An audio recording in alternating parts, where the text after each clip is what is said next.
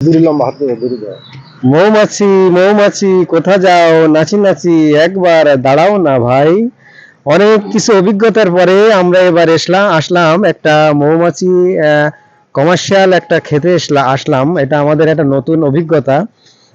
আসলে সাথে আছেন আমাদের একজন প্রজ্ঞবান, একজন প্রাক্তন আমার সহপাঠী বিশ্বজিৎ বিশ্বাস।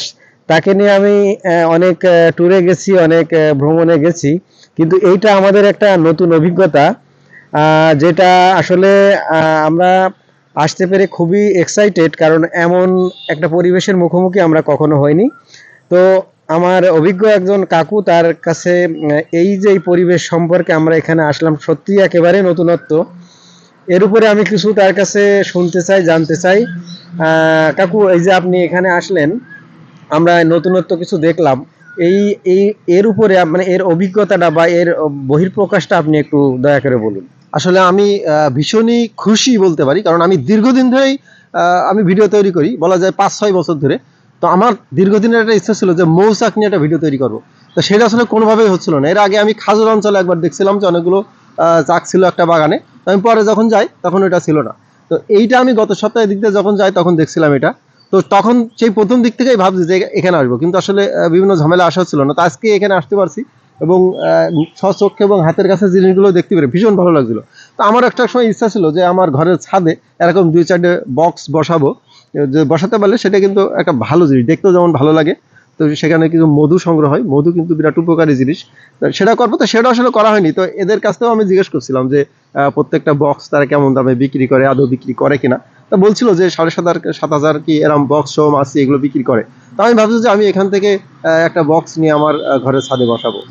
ধন্যবাদ কাকু। দেখুন, আমরা এখানে এসেছি, আমাদের কিন্তু একটা নতুন একটা অভিজ্ঞতা হয়েছে। আপনি কিছুক্ষণ আগেই বলছিলেন, কারণ আমরা দেখেছি পিপিলিকার তাদের নিয়মাবর্তিতা দেখেছি যে প্রথম পিঁপড়েটা যেদিক যায় পিছন দিয়ে সারি সারিভাবে কিন্তু একইভাবে পরবর্তী পিঁপড়াগুলো যায়।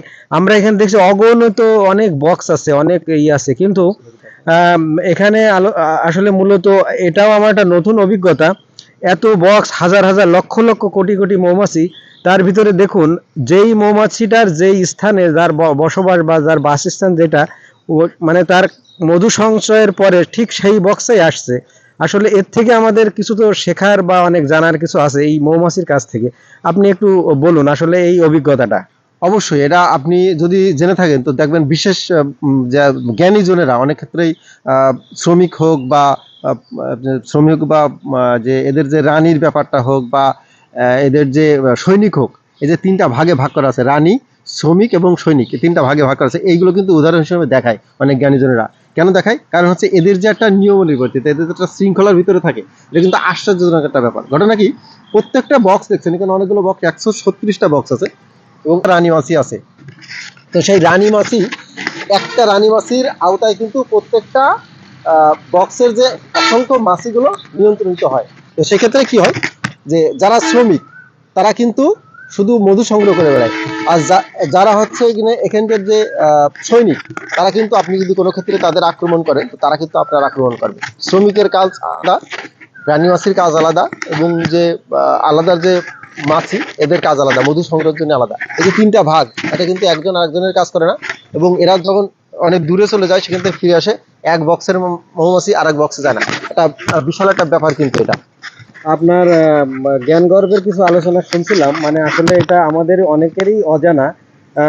তো আমি আর আরেকটা বিষয় বলতে চাই, যে আমাদের এই যে যারা বেকার, সমাজে যে বেকারত্ব যারা যেভাবে আছে, তো আপনি কি তাদের এই মৌমাছি চাষ সম্পর্কে কিছু মেসেজ দিতে পারবেন, যাতে তাদের এর প্রতি মোটিভেশন হবে বা এর প্রতি উদ্বুদ্ধ হয়ে তারা করতে পারবে? বা আপনি পূর্বেই হচ্ছে যে এখানকে যারা কর্মরত আছে তাদের সাক্ষাৎকার নিচ্ছিলেন, তো আপনি এই এই যে এইটাও তো একটা কমার্শিয়াল ভাবে করা সম্ভব, এর উপরে আপনি কি বলবেন? হ্যাঁ, এটা অবশ্যই কমার্শিয়াল ভাবেই করা সম্ভব, এবং এখানে যেটা দেখছেন যে এটাও একটা কমার্শিয়াল ভাবেই হচ্ছে। এখানে 136টা বক্স, অবশ্যই এটা কমার্শিয়াল ভাবেই হয় এবং এটা একটা লাভজনক। আমি এর আগে জানতাম যে কিছু বেসরকারি সংস্থা বা কিছু সরকারি সংস্থা বা সরকারি অফিস এর চাষের উপরে ট্রেনিং করা থাকে, এবং ট্রেনিংয়ের শেষে কিছু বক্স দেয়, মানে উপহার হিসেবে দেয়, যাতে পরবর্তীতে তারা এটা করতে পারে উদ্বুদ্ধ করার জন্য।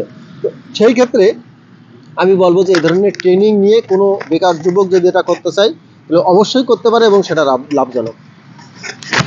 আমি অবশ্যই দর্শকদের উদ্দেশ্যে যদি বলতে চান তো সেখানে আমি এটা বলবো যে শিক্ষিত বেকার যারা ঘুরে বেড়ান, কোনো কাজ পাচ্ছেন না বা কাজ করতে সাহস পাচ্ছেন না, তো সেই ক্ষেত্রে যদি এটা করেন তবে এটা অবশ্যই করতে পারেন, কারণ এর পেছনে প্রচুর পরিমাণে পরিশ্রম করা লাগে না, এটা বক্সগুলো বসায় একটু দেখাশোনা করলেই হয়। তো সেই ক্ষেত্রে এটা করতে পারেন, অবশ্যই এটা ভালো একটা কাজ।